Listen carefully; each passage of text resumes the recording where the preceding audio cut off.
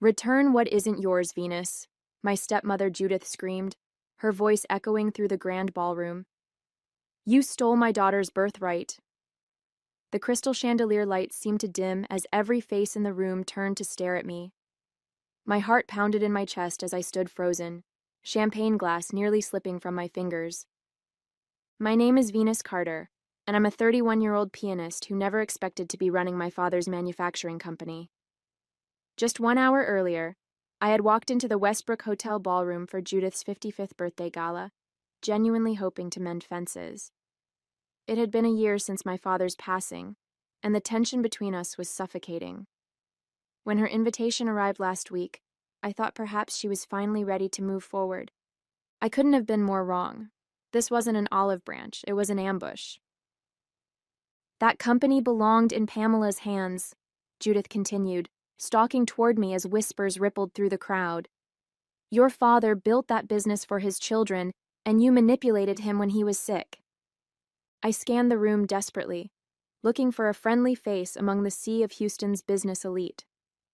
These were people I'd been working with for months, clients, suppliers, community leaders who had seemed to respect me. Now they stared with a mixture of shock and growing disapproval. That's not what happened, I said, but my voice sounded small even to my own ears. Dad's will was clear. He wanted his real daughter to have the company. Judith cut me off, not his piano-playing charity case who barely visited him. The tears welled up in my eyes as her words hit their mark. I had toured professionally for years, and yes, I hadn't been home as much as I should have. The guilt was something I lived with daily, but hearing it thrown at me publicly was devastating. Behind Judith stood my stepsister Pamela, a smug smile playing at her lips. She'd never shown any interest in the business while Dad was alive, but now she nodded along to every word her mother spoke. She's right, you know, someone murmured from a nearby table. I always thought it was strange how she suddenly appeared when Thomas got sick, another voice added. The room seemed to close in around me as more voices joined the chorus. Someone actually booed. Within minutes, the whispers had become a wave of open hostility. I think you should leave, Judith said, her voice now calm with the confidence of someone who knew she'd won. Nobody wants a thief at this celebration. As I walked toward the exit, legs trembling beneath me, one thought crystallized in my mind. I would not let this stand. Not tonight. Not ever. I made it to my car before the tears finally came. Sitting in the dark parking lot, I clutched the steering wheel as sobs racked my body. The humiliation burned through me like acid. These weren't just random people. They were Houston's business community, people whose respect I'd worked tirelessly to earn over the past year. My father, Thomas Carter, had built Carter Manufacturing from nothing over 40 years. He'd married Judith when I was 15, bringing her and 12-year-old Pamela into our lives after my mother's death. While Dad was alive, Judith had played the role of supportive wife, but everything changed after he was diagnosed with cancer 3 years ago. I remember sitting beside his hospital bed as he held my hand. Venus, he'd said, his voice weak but determined. You have a mind for business that Pamela doesn't. She's smart, but she doesn't care about Carter Manufacturing. You do. I've seen how you analyze everything, how you understand what makes things work. He'd squeezed my hand then. I'm leaving the company to you, and I need you to promise you'll take care of it. I had given up my touring career to honor that promise. At first, when the will was read, Judith and Pamela had seemed to accept his decision. But within weeks, the undermining began, subtle at first, then increasingly overt. Tonight was just the public culmination of a year-long campaign to discredit me. As I wiped my tears, my phone buzzed with a text from Bernard Wesley, my father's longtime attorney and the executor of his will. Just heard what happened. Are you okay? Call me. I dialed immediately, my voice still shaky as I recounted the evening's events. This is unacceptable, Bernard said, his familiar baritone filled with indignation. Judith knows perfectly well that your father was of sound mind when he made that will. We have video of him explaining his decisions, She's contested the will 3 times and lost every appeal." "They all believe her, Bernard," I whispered. "Everyone in that room thinks I'm some manipulative thief." There was a pause, and then Bernard asked the question that would change everything. "Do you have your laptop with you?" "It's in my trunk," I replied, confused by the sudden shift. "Good. Meet me at my office in 30 minutes.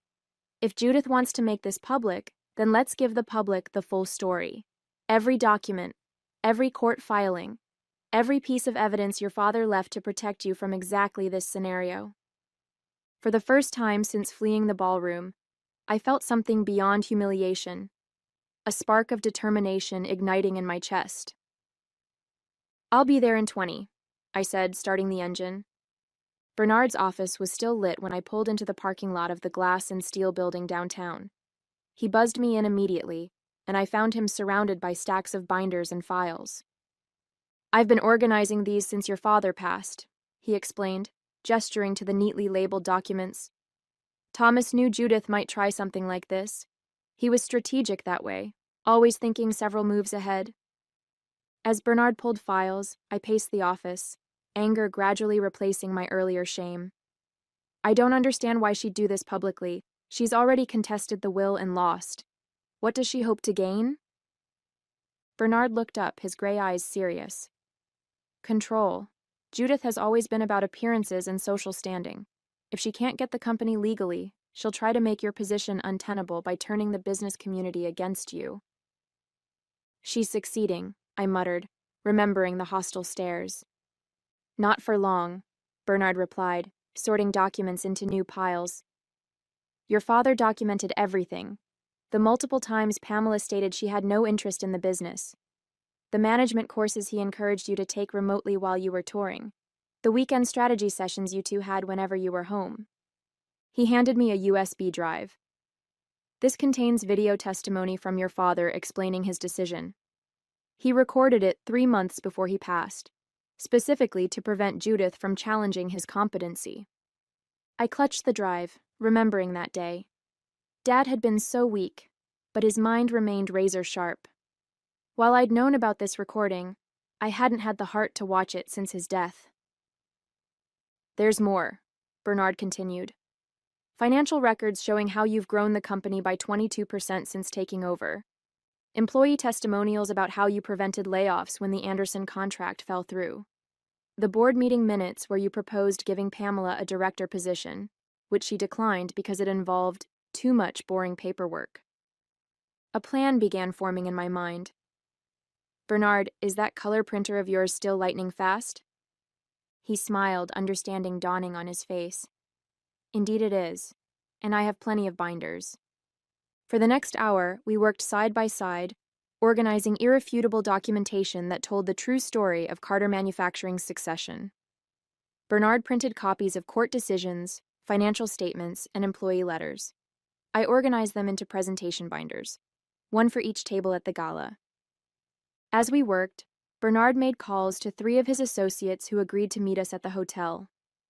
These respected attorneys would lend additional credibility to our presentation. "This isn't just about clearing your name tonight," Bernard said as we finished. "This is about securing your position permanently. After this, Judith won't be able to undermine you again." I checked my watch, just past 10 p.m. The gala would still be in full swing. "You know," I said, loading the binders into Bernard's SUV, "my father always told me that in business, you don't just defend yourself when attacked. You respond with such overwhelming evidence that your opponent regrets ever questioning you in the first place." Bernard smiled. "He would be proud of you tonight." I took a deep breath. "Let's go." The drive back to the Westbrook Hotel was silent, my nervous energy filling the car as Bernard navigated through downtown Houston's Saturday night traffic. The binders sat in the back seat, each one containing what felt like my entire life. My father's wishes, my hard work, my legitimacy. "Remember," Bernard said as we pulled up to the valet stand, "you're not just Thomas Carter's daughter tonight. You're the CEO of Carter Manufacturing." We unloaded the SUV, Bernard's 3 colleagues joining us at the entrance. The four attorneys in their impeccable suits created a powerful visual, like a legal fortress around me. The same doorman who had watched me flee in tears now stepped aside with wide eyes. My heart hammered as we approached the ballroom doors. Inside, the gala appeared to be continuing as if nothing had happened. Crystal glasses clinked, expensive perfume hung in the air, and the string quartet played a familiar waltz. The moment I stepped through the doorway, however, a hush fell over the nearest tables. The silence spread like a wave as heads turned and conversations died. Judith stood near the cake display, champagne flute in hand, looking triumphant. When she spotted me, her smile vanished. Pamela, beside her, grabbed her mother's arm, whispering urgently. "Ladies and gentlemen," Bernard announced, his authoritative voice carrying across the room. "Please excuse the interruption. My name is Bernard Wesley, longtime counsel to Thomas Carter and executor of his estate. I believe there has been some misunderstanding about Carter Manufacturing that needs clarification." The quartet stopped playing. Every eye in the room fixed on us. Earlier this evening, serious accusations were made against Venus Carter, the rightful CEO of Carter Manufacturing, Bernard continued. As officers of the court, my colleagues and I are here to present the legal and factual record. My legs trembled slightly as we moved forward. The attorneys began distributing binders to each table while I walked directly to the small stage where the quartet sat.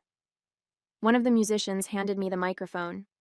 "2 hours ago, I was accused of stealing my father's company," I began, my voice steadier than I expected. "I was called a thief and a manipulator. I was booed and humiliated in front of all of you." I paused, scanning the room. Some guests looked down, unable to meet my gaze. Others appeared confused, opening the binders with furrowed brows. My stepmother, Judith Carter, orchestrated that scene. What she didn't tell you is that she has contested my father's will 3 times in court. I nodded to Bernard, who projected the court documents onto the large screen behind me. She lost each time because my father's wishes were explicit and legally binding. Judith started moving toward me, but 2 of Bernard's colleagues stepped smoothly into her path. "Before you hear from me," I continued, "I'd like you to hear from my father." Bernard connected the USB drive to the sound system. The screen flickered, and then my father appeared, gaunt but clear-eyed, sitting in his study at home. The room fell into complete silence as my father's image appeared on screen. Despite his illness, he sat straight in his leather chair, his once robust frame now thin, but his eyes still sharp with intelligence. Several people gasped. Some hadn't seen how ravaged he'd become in his final months. "My name is Thomas Carter," he began, his voice raspy but firm. "I'm recording this statement on March 15th of last year, in the presence of my attorney Bernard Wesley and Dr. Catherine Wilson, who has certified my mental competence." The camera panned briefly to show both professionals before returning to my father. "I am the founder and CEO of Carter Manufacturing. After considerable thought and planning, I have decided to leave controlling interest in my company to my daughter, Venus Carter." Dad shifted slightly, wincing with discomfort before continuing. "I want to address why I've made this decision, as I anticipate it may cause conflict after I'm gone." His gaze seemed to look directly at Judith, even though he couldn't have known she would be watching this recording at her birthday gala a year later. "Venus has demonstrated both the acumen and passion needed to lead Carter Manufacturing. Despite her career as a pianist, she has spent countless hours learning the business, analyzing our operations, and understanding our industry. She has completed business courses at my suggestion and has shown remarkable aptitude for strategic planning." The video cut to clips of me at the factory with Dad, reviewing blueprints, meeting with clients, moments I hadn't even realized were being recorded.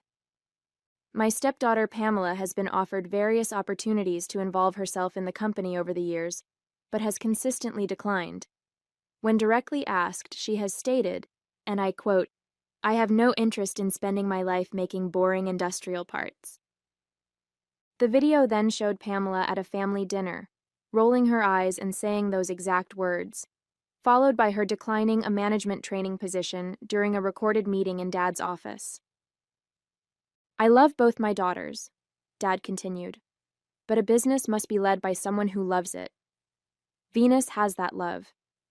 I am of sound mind and body in making this decision. Dr. Wilson appeared on screen, confirming Dad's mental competence with her credentials displayed below her name. The video ended with my father looking directly at the camera.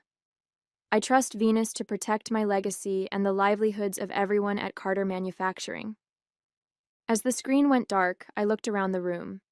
Many guests were now paging through the binders, expressions of shock and dismay replacing their earlier judgment.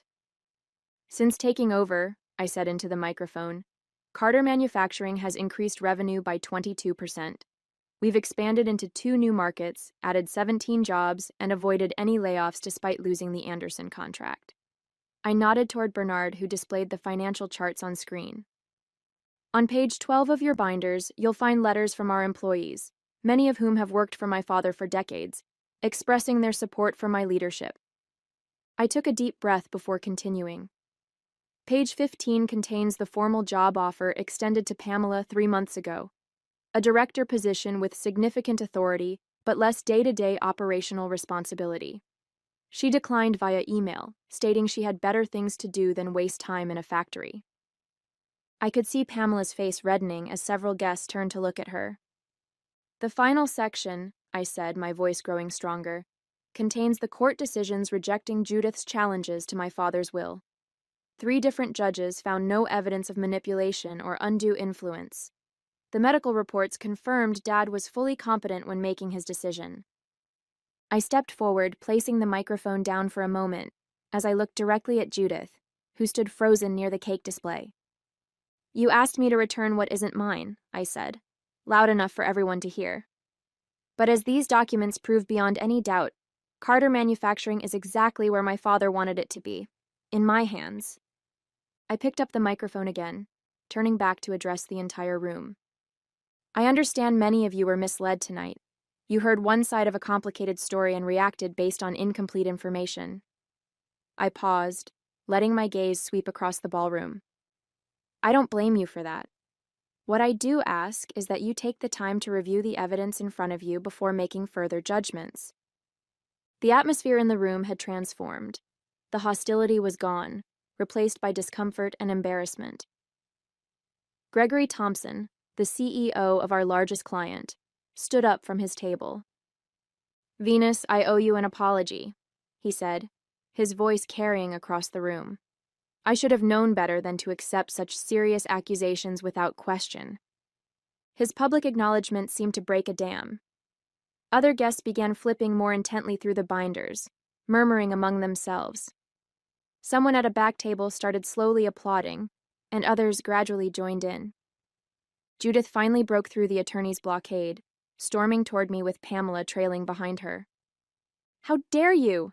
She hissed, her voice low but venomous. This is my birthday celebration, and you've turned it into a corporate presentation. This is exactly why Thomas should never have left you the company. You have no class, no sense of propriety. I smiled calmly, knowing every eye in the room was on us. Interesting perspective, Judith, considering you used your own birthday party to publicly accuse me of theft and have me thrown out. You manipulated him when he was dying, Pamela interjected, her voice shaking with anger. You were barely even around. Bernard stepped forward, tablet in hand. Actually, the visitor logs from the hospital and hospice facility show that Venus visited your father 83 times during his final 6 months. Based on these same records, Pamela, you visited 12 times. Mrs. Carter, you visited 37 times. Pamela's mouth opened and closed, but no words came out. The company was supposed to secure our future, Judith finally said, dropping all pretense. Thomas promised me we would always be taken care of. And you are, I replied firmly. Dad's will provided generously for both of you. The trusts he established ensure you'll never have financial concerns. I lowered my voice so only they could hear. What he didn't do was give you control of his life's work, because he knew what would happen to it if he did. Judith's face contorted with rage. For a moment, I thought she might strike me. Instead, she grabbed Pamela's arm and began pulling her toward the exit. This isn't over, she threw over her shoulder. Actually, it is, Bernard called after her. Any further legal challenges will be considered vexatious litigation and will seek sanctions. As they disappeared through the doors, the tension in the room visibly deflated. Guests began approaching me, offering apologies and congratulations on the company's success. Some admitted they had always found Judith's version suspicious, but hadn't felt comfortable speaking up. Edward Winters, the former CFO who had worked with my father for 20 years before retiring, made his way to my side. "Thomas was right about you," he said, squeezing my hand. "You've got his backbone. He used to say you had your mother's talent but his head for business." Tears pricked at my eyes, but they weren't tears of humiliation this time. "Thank you, Edward. That means everything to me." As the evening continued, I found myself surrounded by support instead of scorn. Bernard stood nearby, satisfaction evident in his smile. The attorneys began collecting the binders. They had served their purpose. "What now?" Bernard asked as the party gradually returned to normal. I looked around at the room full of Houston's business elite, many of whom would be crucial to Carter Manufacturing's future success. "Now," I said, straightening my shoulders, "I network. After all, I'm not just Thomas Carter's daughter tonight. I'm the CEO of Carter Manufacturing." 6 months have passed since Judith's disastrous birthday gala. That evening marked a turning point, not just in how the business community viewed me, but in how I viewed myself. Walking back into that ballroom with evidence and truth had transformed me in ways I'm still discovering. Carter Manufacturing has flourished beyond even my most optimistic projections. After the gala, several guests approached me with new business opportunities. Gregory Thompson's company doubled their order, and 3 former clients who had been wavering returned with long-term contracts. Our workforce has grown by 32 employees, and we've expanded to a second facility in Austin. The aftermath for Judith and Pamela wasn't what anyone expected. 2 weeks after the gala, Pamela showed up at my office unannounced. She sat across from me, nervously twisting her hands. "I need a job," she said bluntly. "Mom's gone through most of her personal savings on those legal challenges, and my trust from Dad doesn't fully mature for another 3 years." I studied my stepsister's face, searching for deception but finding only desperation. "Why come to me, especially after everything that happened?" "Because," she admitted reluctantly, "you're the only one who's actually succeeding. Everyone else in Mom's social circle is just pretending." Against Bernard's advice, I offered Pamela an entry-level position in our marketing department. To my surprise, she accepted, and even more surprisingly, she's shown genuine aptitude for the work. We're not friends, and perhaps we never will be, but there's a growing professional respect between us. Judith, on the other hand, left Houston shortly after the gala. She moved to Phoenix, where she's reportedly pursuing a new wealthy widower. Our paths haven't crossed since, and I doubt they will anytime soon. My personal life has undergone equally significant transformations. For years, music had been my identity. The piano, my constant companion through childhood loneliness after Mom died, through the awkward blending of families when Dad married Judith, through the grueling schedule of conservatory and touring. When Dad got sick and I stepped away from performing, I thought I was just taking a temporary break. But running Carter Manufacturing has awakened something unexpected in me. The challenge of leadership, the satisfaction of creating jobs and solving problems, these things fulfill me in ways I never anticipated. I still play piano, usually late at night when the day's work is done, but my relationship with music has evolved into something more personal and less performative. Last month, I did something Dad would have loved. I established the Thomas Carter Foundation, dedicated to bringing music education to underprivileged schools across Texas. The foundation also provides business mentorship to young entrepreneurs, combining both sides of my life into something meaningful. At our launch event, I performed publicly for the first time since taking over the company, playing my father's favorite Chopin nocturne on a grand piano we'd brought into the factory. As I played among the machines my father had built, surrounded by the employees whose livelihoods he had secured and I now protected, I felt his presence more strongly than I had since his death. I realized that inheritance isn't just about assets and ownership. It's about carrying forward the best parts of those we've lost while adding our own unique contributions. The business community that once booed me now points to Carter Manufacturing as a model of innovation and ethical leadership. The company thrives, Pamela is finding her way, and I've discovered a new harmony between the artist I was and the businesswoman I've become. Dad was right all along. Some legacies aren't stolen, they're earned.